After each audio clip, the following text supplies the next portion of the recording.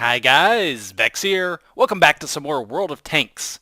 And I just did my very first match of the day, very first win of the day, and it was my Sherman Easy 2. And I finally got the high caliber medal for it. Awesome. I don't think I had gotten that badge yet on this tank, so I'm really happy to get that. And it was a pretty good match. I ended up doing 1454 damage. First place on the team, did pretty good. Some other people did great on our team too. The all the Shermans did well. Look at that. The Easy 8 did well. The Easy 2 did well. That's me. And just the M4 did well. It was a good day for the Shermans. So shout out to Mover 111 and Mac 99 for also doing awesome. Good job, guys. All right, let's take a look at this match.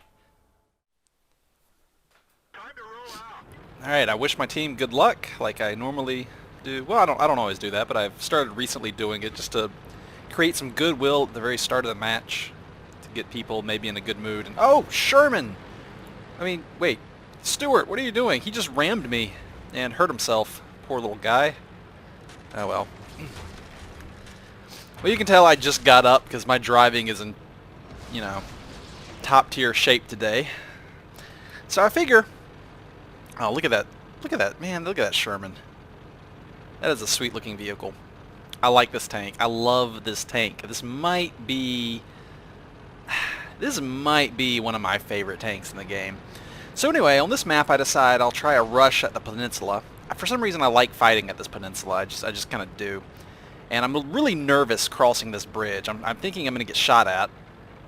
But it looks like I make it a cross.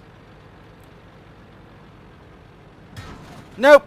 Somebody nicks me right on the way across, and I have no idea who that was. But of course I just can't make it across that bridge without taking a hit. That's okay though.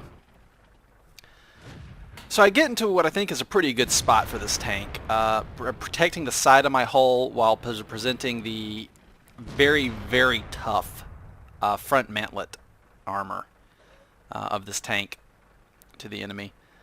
Now there's a Chiha over there. I can't really see him, but I'm pretty sure. There we go. Now look at this shot. Did you see what happened? I hit the gun mantlet. Look at that. You can see the scar right there. I'll slow it down even more. You can see the scar on his gun mantlet on the left side where I hit him. And I actually hit the gun mantlet of the Hellcat, which is why that shot, even though it was high explosive, did no damage. Now let's see here. Maybe I can get him again this time. Boop! Yeah, I saw that. Oh, that's not a bad shot. You know, maybe I should turn off the smoke a little bit. Oh. I gotta say, though, this game does look really cool in slow motion. So I'm reloading. Man, it feels really fast when I go back to 1x speed. This is normal speed, but it feels so fast after watching it in slow motion. But I'm pretty sure I'm aiming right now. On this shot, I'm aiming, trying to hit his hull. And I nail him right in the side of the hull, and the round penetrates and does full damage. The Hellcat has thin armor, so my high explosive shell actually has 53 penetration, and it actually penetrated. So it was a high explosive penetrating shot that detonated inside the tank instead of on the surface of the armor. That's why it did so much damage and instantly blew him up like that. So I think that's a really, that was a really awesome shot. And I'm the kind of person who I will fire blind into places that are likely camping spots, like behind that rock at the corner where the bush is. I'm thinking maybe there's an enemy tank over there. Now I think the guys, the Easy 8 on our eastern flank spots this KV for me. And I just shower him with some love. I'm like, hi, yes, I see you. And I actually reload reasonably fast for a, dirt gun. And so I just keep a little disappointed in that shot. I was trying to track him, and it did land very close, but it missed.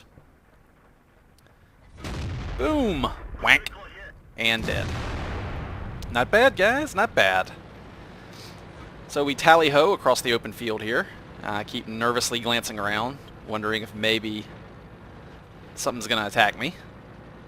Do a little fast forward here to skip ahead, because nothing happens for a bit until We drive up here in this awesome armored tank, and uh-oh. Hey. Hey, you. Oh, God, ow. You know what? Back at you, buddy. So I think he got the worst of that. I definitely have, in this tank, I definitely have the hit points to trade with the Stug 3. And unfortunately for him, the Tog 2 and the Matilda are both coming up from the north. Now he is on the northern side of that rock, which means, if you watch his HP, he is at risk of getting shot at. Yeah, I think my team's shooting at him. He's at risk of getting shot at, and I think I come up here, and I think I might spot for him. I'm not sure. Let me go to my spectator view so I can keep this guy.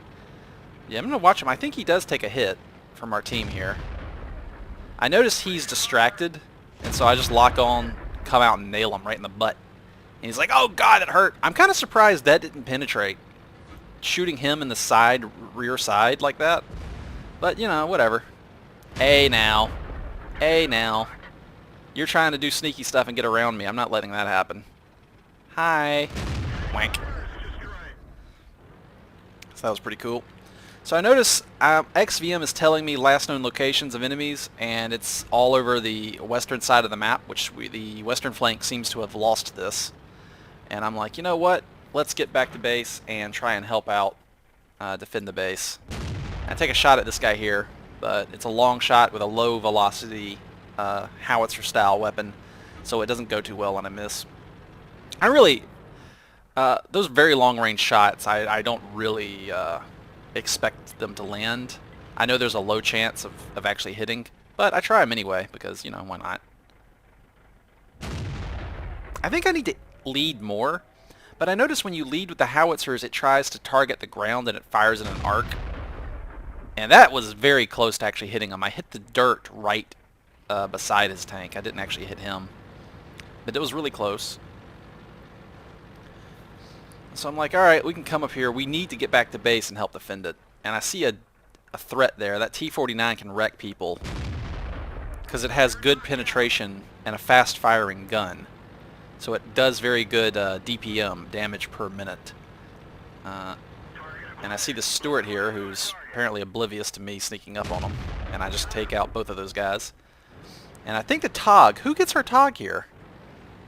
Poppy, the T-49. I don't understand this. Let me back up 20 seconds. Okay, I'm backing up 20 seconds. Hold on. There we go. Okay, so our Tog 2 is over there. Now, their T-49 is...